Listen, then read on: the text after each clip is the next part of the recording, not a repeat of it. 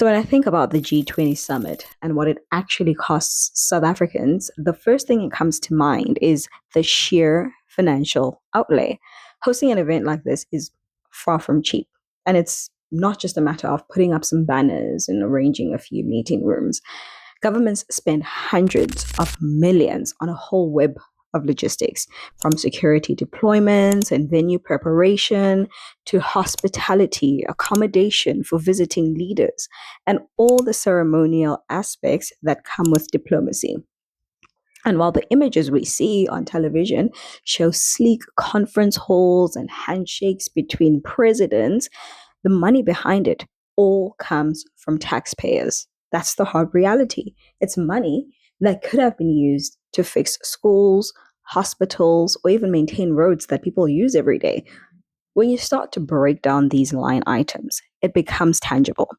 The cost of one lavish dinner for delegates could pay for dozens of textbooks for underfunded classrooms, or a single week of security contracts could cover a month of wages for community nurses.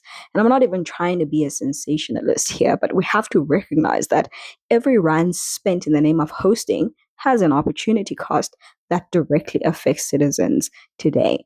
And that brings me to what I keep coming back to, which is the opportunity cost. Every rand spent on a summit is a rand that isn't being spent on pressing social needs. When governments commit resources to hosting international delegations, they're effectively saying that international prestige matters more, at least temporarily, than immediate domestic concerns. That could mean delayed investments in infrastructure, fewer resources for public health programs, or even slower job creation initiatives. When we talk about opportunity cost, it's not some abstract economic theory. It's the tangible trade offs that South Africans feel. Every pothole left unfilled, every teacher or nurse left underpaid, and every rural electrification project that gets postponed represents a small but real cost borne by the public. The flashy images of global dignitaries do nothing to feed children or provide transport to hospitals, and yet they absorb resources that could have. So while the summit may make headlines, the citizens are left silently shouldering the burden of what wasn't funded. Then, of course, there's the question of security and policing. Large scale events like the G20 require immense coordination between the army, local police forces, private security contractors, and surveillance operations. These are not small undertakings. They involve manpower, technology, and constant oversight. The sheer scale of deployment can strain local law enforcement budgets and shift focus away from everyday policing needs. That means communities could be temporarily less protected, with officers tied up in summit related duties instead of patrolling neighborhoods or responding to local incidents. And while I understand that security is a non negotiable when world leaders are involved, it's important to recognize the ripple effect this has. The money, the resources, and the attention pulled into a single event have indirect costs that ripple across society in ways that are not visible in media reports. Another layer of cost comes from the disruption to local economies. Hosting the summit often means road closures, restricted access to certain urban zones, and temporary curfews at times. For commuters, that is time loss and increased expenses. For small business owners or for informal traders, it can mean a week of lost revenue. These indirect costs don't always make the front page, but they do affect livelihoods directly. A food vendor in Johannesburg or a taxi driver in Durban can feel the consequences immediately when traffic patterns change or public areas are cordoned off. And if you multiply this across thousands of small businesses, the economic impact starts to look very different from the official numbers that only capture government spending.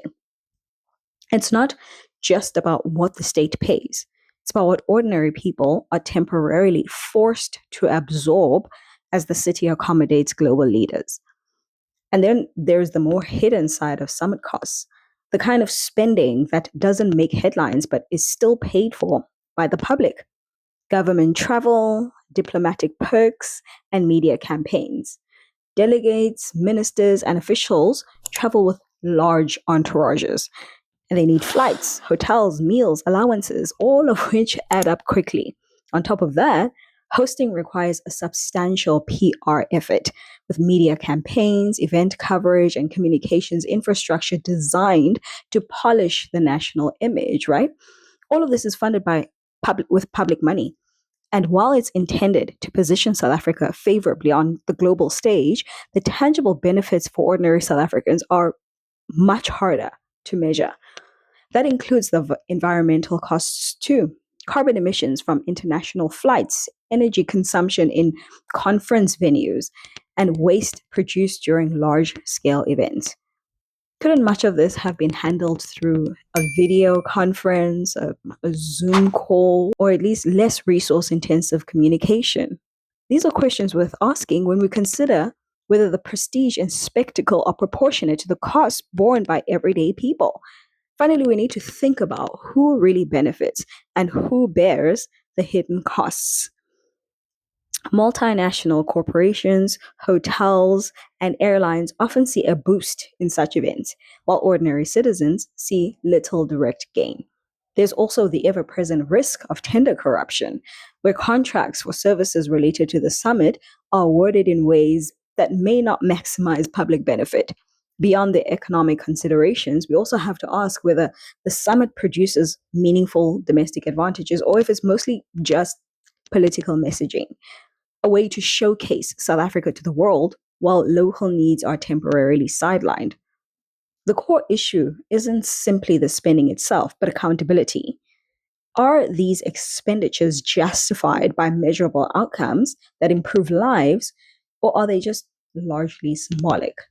As citizens, it's important to think about this critically because the costs are real, they are immediate and felt in everyday life, long after the cameras have gone and the delegations have flown back home.